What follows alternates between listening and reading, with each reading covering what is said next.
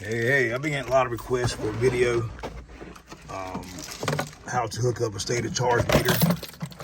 If you look at the meter, you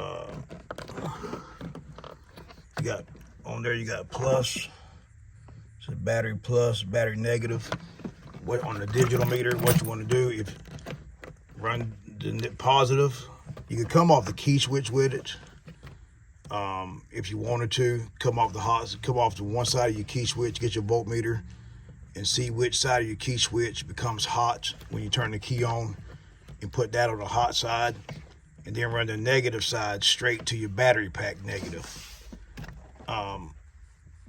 Some of them have a third post here, so you got your positive, negative. Then some of them got another post right here.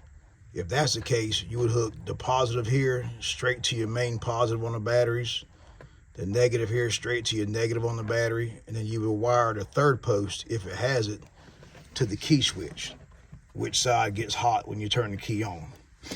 Me personally, I don't like them.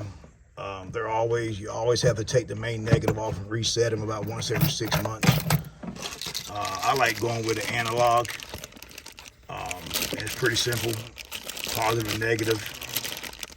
Just wire it straight to your battery positive, straight to your battery negative. So positive, negative. It don't pull no amperage because it's nothing but an analog meter. I like these better. But the main thing is, man, don't never look at these. If the golf cart's sitting in your garage, don't never go out there and look at them and say, all right, well, that's full charge. Don't ever do that, man, because really, until you hit the gas and start driving it, that's when it drops, because surface voltage is different than voltage under load.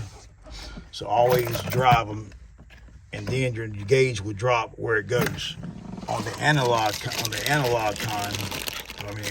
kind, when you hit the gas, it would drop over here, and then once you get to a steady speed, it would go back in the green where it needs to go at. All right, man, this is my opinion, man.